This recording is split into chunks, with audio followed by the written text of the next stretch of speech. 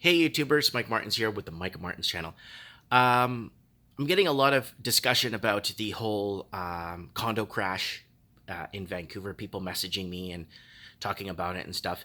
And one person asked me a very simple question, very simple and very good question. Mike, how did you predict, or why did you think the condo market would be the first to go when there's a housing correction slash crash? That's what they said. Well, one, I'm off by many years from the original video that I showed you guys from 2017 or 2016. I'm way off from my prediction of the condos crashing first. Never in my life would I ever figured that it would have crashed due to condos not being insured. Because back in 2016 or 17, when I made that original video I showed you guys, I'll leave a link to the video I'm talking about at the end of this video.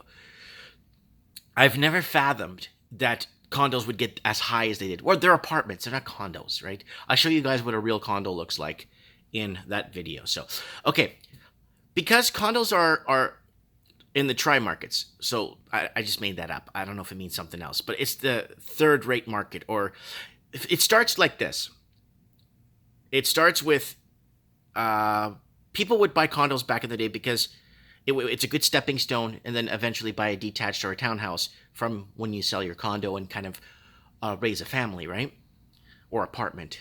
But what happens is it usually works like this. You can't get into the detached market, you go into the townhouse market. You can't get into the townhouse market, you get into the condo market. Now, that's how it works.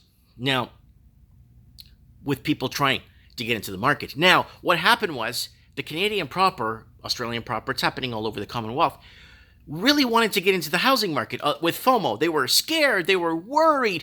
They weren't sure how to get in. Their kids will never afford to buy. We were reading reports where a mother and an aunt bought their 3-year-old. They bought their 3-year-old a condo so that they have a place to live when they get older.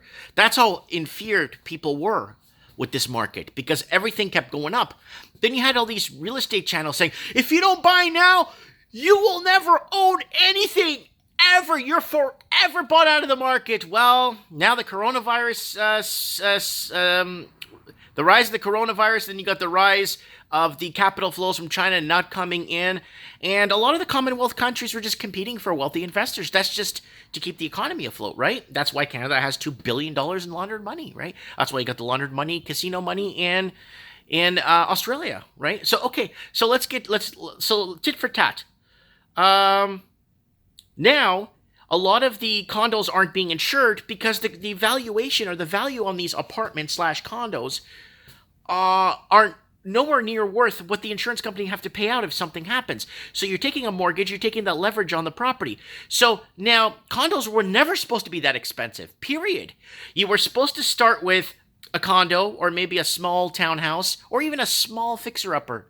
That's what we did back in the day. And there were people bidding on these places. People would go in, it needs a roof and a heater, knock off 10 grand off the price and I'll buy it off you. Okay, we got a deal. Shake hands, do the paperwork, and we're good. Now, the bidding wars. We saw what happened with Dublin, Ireland. This strange phenomena happened in 2017 where they started seeing bidding wars in Dublin. People were like, what the heck? And then the Irish proper were completely bought out of their own markets. Go to Dublin now. Now they're raising taxes on everything to try and utilities and everything. You know why? Because the city doesn't make enough money to fund its infrastructure, because the people that were deducting from their paychecks and buying in the city and eating lunch in the city and working in the city and commuting in the city no longer are there because they moved to Belfast. So, guys, it's just strange phenomena. So now, think about it. Realistically, you got the FOMO kick in, then everyone jumps into the condo market, because if they don't, with all these real estate agents, if you don't buy now, you'll never own nothing ever again. Well, they went out and did those videos, and they got people scared. They told people. I kept telling people, but the people were like, Mike, you know that video you made was from 2016, or of telling people that the market needs a correction. Yeah, it didn't need a correction. 1 quadrillion %. If you went back to textbook 101 business, you would know that this way overpriced, because the affordability level is just not there. It's not feasible. And then you saw mass migration of the Canadian proper leaving Vancouver, which myself and other people, and moved to smaller cities inside British Columbia, and that brought the prices up through the roof. And these other places here, my house went up 100 grand, and I bought it 3 years ago. Okay, maybe I upgraded the windows and I did some work to it, but I don't think it's worth 100 grand more. Maybe 30,000 more in maybe. But that's what's happening, guys. So people are saying, oh, you ended up buying. No, I kept promoting people to get out of the city and get into affordability. And maybe you could get the same job you're doing in a smaller town. Take a cut and pay and be happy and actually live an affordable life. Now, people out of reach jumping into condos. Now, for the people that said, oh, Mike, if I bought in 2016, guess what? I'd have like $300,000 equity in my house.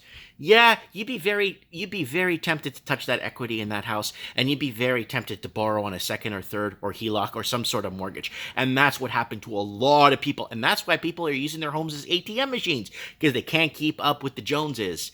And if you're in a condo, you got the mafia strata fee. So I just wanted to throw this out there for you guys. And, I really love you guys. I really do. I've been doing these videos for years now. And, I really appreciate the feedback and the comments. I read all the comments. I don't go back like a year or two and read those comments. They're pretty much Dunskies, right? I mean, it's in the past. But I do get the odd notification for someone commenting on a video from 7 years ago, and I would look at it and like, holy crap. But guys, that's it. That's why. That's why the condo market's going to go first, because the most vulnerable jumped in with FOMO, thinking that that's their last resort is to get into a condo. Now condos are having a tough time being insured because they're overvalued than what they realistically should be. Here's the link right here to the video that I want you guys to watch that kind of paraphrases what I'm talking about here, so we could kind of be on the same page. Thanks for watching. Lots of love. Big hug to everybody.